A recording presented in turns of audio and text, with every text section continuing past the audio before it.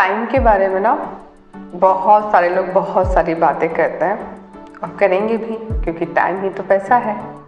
लेकिन आपको अगर बहुत सारे लोग ये बोलते हैं कि तुम्हें टाइम मैनेज करना नहीं आता, तुम्हें अपना टाइम एलोकेट करना नहीं आता, तुम्हें पता नहीं किस काम को कितना टाइम दिया जाए, या फिर कोई और नहीं आप खुद ही को बोलते हो, तब आपके लिए ये मेरा वीडियो काम आएगा। टाइम मैनेजमेंट को समझने से पहले हमें ये समझना होगा कि क्या हम सच में जानते हैं हमारा दिन भर का जो रूटीन होता है उसमें हमारा टाइम जाता कहाँ है। एक रूटीन होता है दिन भर का, एक रूटीन होता है हमारा वीक का या मंथ का, हम समझ सकते हैं। और उसमें कुछ फैक्टर्स होते हैं जो एक्सटर्नली इसको अफेक्ट करते हैं। इस बात को आप नकार नहीं सकते कि हम जो अपना टाइम मैनेज करना चाहते हैं, हम एक लेवल में आप ले भी आते हैं, बट कुछ ऐसे एडिशनल एक्सटर्नल फैक्टर्स आ जाते हैं जिसको हम लोगों ने कंसिडर ही नहीं किया था, राइट। फिर अब क्या किया जाए? टाइम जो मैनेज करना है, कुछ जीवन में करना है तो एडिशनल टाइम क्रिएट करना है। मैं आज आपको बताऊंगी कि अगर आप लाइफ में टाइम क्रिएट करना चाहते हैं खुद के लिए, आप टाइम सेव करना चाहते हैं खुद के लिए, तो कैसे कर सकते हैं। पहली बात तो हमें ये समझना है कि जो एंटायर जो दिन का टाइम है हमारा, वो हमारे पास एक नोटपैड में लिखा हुआ होना चाहिए कि आप जो मॉर्निंग जब आप जागते हैं और सोने के बीच में आपका जो टाइम है वो किन किन चीज़ों में जा रहा है। बहुत बार लोगों ने बोला होगा ना आपको, लेकिन अभी तक आपने नहीं किया, तो एक बार करके देखो ये एक्सरसाइज, बहुत ज़्यादा ज़रूरी है। आप अगर मॉर्निंग में 6 AM 7 AM जितने बजे भी आपका दिन स्टार्ट होता है और जब आप बेड पे जाते हो तब तक का जो पूरा टाइम है, एक बार नोट पैड लेकर के लिख डालो उसको कि आपके टाइम कहाँ कहाँ जा रहा है। तो आपको पता चलेगा कि पहली चीज़ तो लूप होल कहाँ है वहाँ पे।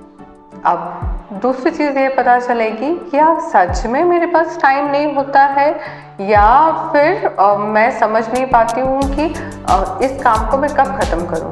कई बार हमको ना पता नहीं होता है, हम लगातार काम करते जाते हैं और बहुत सारे अननेसेसरी काम करते हैं। मैं उस सिचुएशन की बात कर रही हूँ जब एक वुमेन घर में है और वो मेजॉरिटी ऑफ घर के टास्क खुद से कर रही है, ठीक है।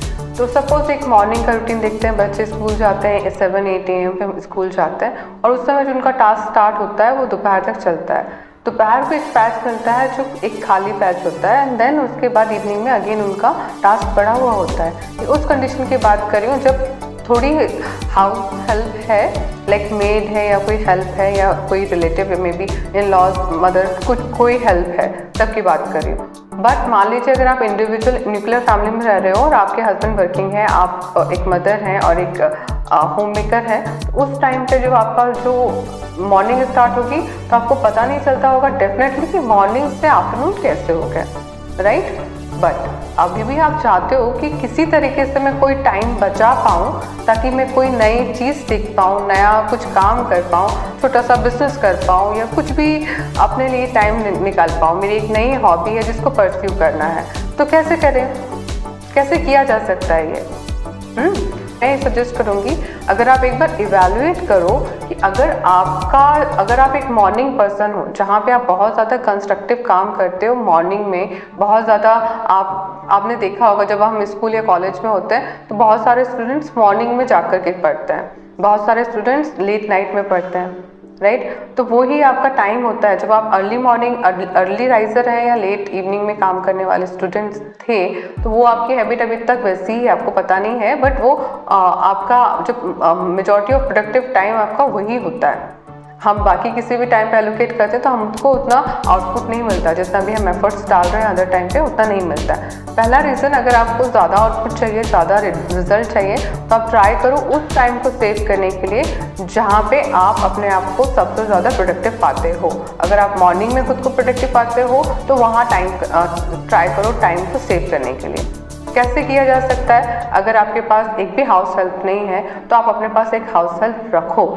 वो एक ऐसा इन्वेस्टमेंट है जो बहुत ज़्यादा ज़रूरी है, हम उसको निगलेक्ट करते हैं। हम सोचते हैं कि छोटा सा काम है, हो जाएगा, कितने लोग हैं, 2-3 लोग हैं, इतना तो मैनेज कर लूँगी, बट वो 10-5 मिनट करके वो आपकी एनर्जी को एक्सपायर करता है, एंड आपको पता नहीं चलेगा कि आप जब तक चाहोगे कि कुछ काम करना है तब तक आपकी एनर्जी फुल ड्रेन हो चुकी होगी, तब आप कुछ नहीं कर पाओगे।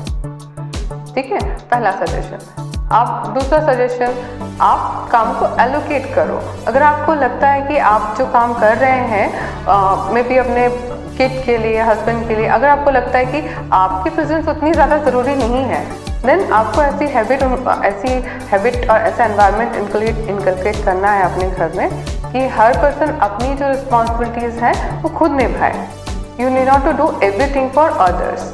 अगर आपने ये चीज़ अभी नहीं शुरू किया तो आपका जो भी कुछ करना चाह रहे हैं वो टाइम आप सेव नहीं कर पाओगे। और जो लास्ट सजेशन होगा आपके लिए, अपने ब्रेन में बहुत ज़्यादा रिजिड होने की बजाय थोड़ा फ्लेक्सिबिलिटी रखिए। आप अब ये समझ सकते हैं कि आप 9 to 5 का जॉब नहीं कर सकते, इमीडिएट बहुत नंबर ऑफ आवर्स आप दे नहीं सकते। तो आपको क्या करना है, बिट्स में देना है। या तो आप दिन में कभी टाइम निकाल लीजिए, या 2-3 डेज में टाइम निकाल लीजिए, या फिर वीक में टाइम निकाल लीजिए।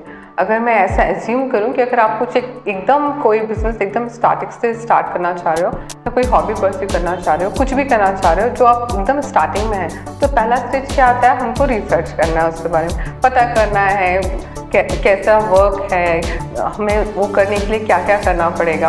फिर उसके बाद हम नेक्स्ट क्वेश्चंस में आते हैं, राइट। तो ये वाला जो फेज है ना, आप थोड़ा सा फ्लेक्सिबिलिटी के साथ करो। फिर उसके बाद जब आपको लगने लगेगा कि नहीं, अब मैंने डिसाइड कर लिया मुझे अब ये काम करना है, तब आपके लिए रूटीन मैनेज कर पाना ईजी होगा। तब आपको क्लियर दिखेगा कि मुझे इतना टाइम चाहिए इसके लिए, और मैं अगर ये टास्क कर लेती हूँ, या इन टास्क को एलोकेट कर देती हूँ, या ये इतने टास्क में किसी और से करा के ले सकती हूँ, तो मैं मैनेज कर लूँगी इसको। तो ये आप ध्यान रख सकते हैं।